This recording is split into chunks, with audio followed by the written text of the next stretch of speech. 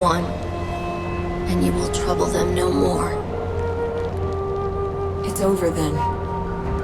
For now, you deserve a rest. But it may be short-lived. We need to build our strength and train more Legionnaires. You will find many willing to join the Legion now. Even a few who might surprise you. And you will need them soon. The country is still divided, and the Legion has many old enemies who yet live. But you've shown yourself to be fair as well as strong. Whatever happens, the people of Ebb will stand behind you. Time to leave, I think. Odo and Martin must be waiting for news. We part ways then. I will be watching, and one day, I will see you again.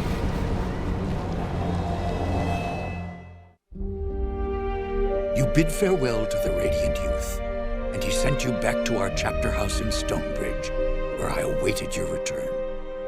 In the weeks that followed, news spread of Jane Cassinder's defeat.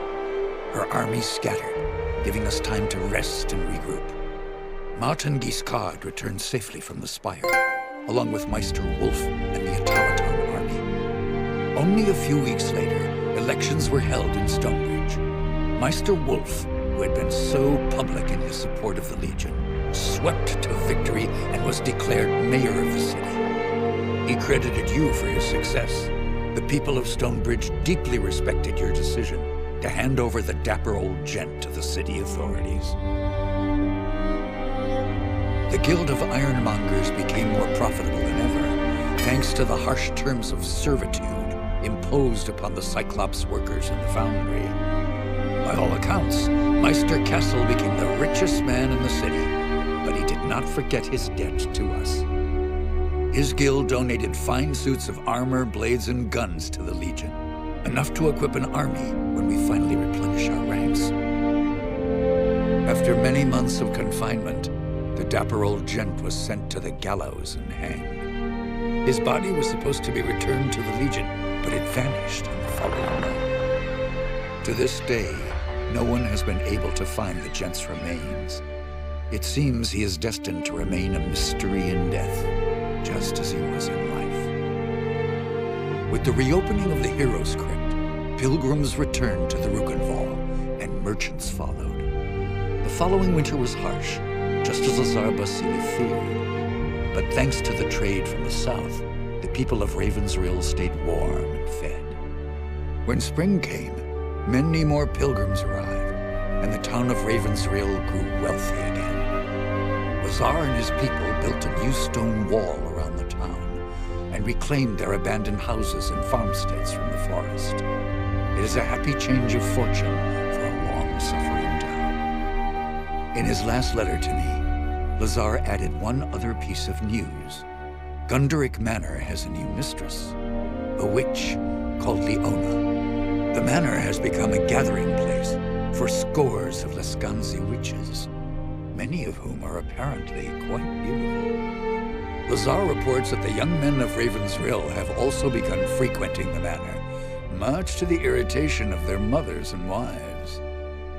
Since the local men will not hear any talk of banishing the witches, it appears that Leona and her people have found a new home, which was perhaps what she intended from the start. Queen Rosalind abandoned Glitterdelve, embarking on a tour of all the cities and towns of the West, meeting as many of her subjects as she could.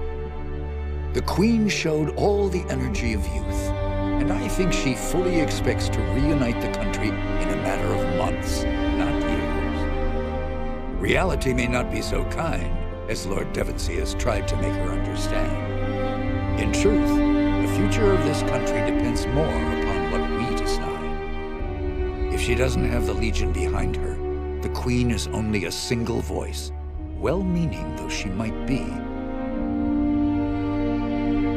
As for Devonsey himself, I think the man was impressed by your decision to spare Jane Cassinder, as the Queen had asked. When he last visited Stonebridge, He spent a great deal of time in our chapter house. I believe he might actually be willing to rejoin our ranks, if we choose to accept him. Rajani and her sisters returned to Stonebridge, quietly and carefully disguised. Jane Cassinder's defeat affected them deeply, though not in the way I expected. Their devotion to Jane was replaced by a deep admiration for you.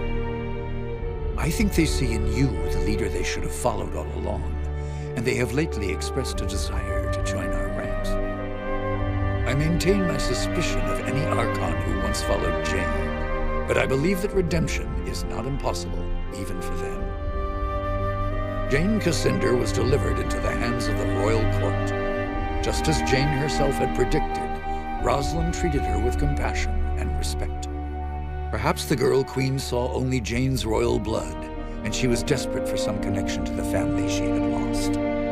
Jane was treated almost as a member of the court, a prisoner in name only. Many whispered openly that this was no justice at all. It was no surprise that it ended as it did. One morning, Jane Cassinder was found strangled in her bed, a noose around her throat.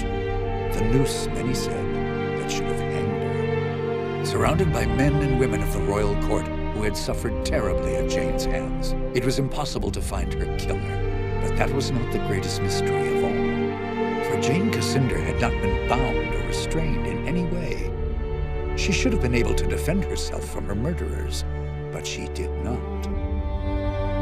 As for the Legion, the rest of our story is yet to be told. We have a nation to reforge, a fellowship to rebuild, and old enemies who would see us destroyed. And we have questions to decide. Who will assume true power in Ebb if the nation is restored? And who will take the mantle of Grand Master?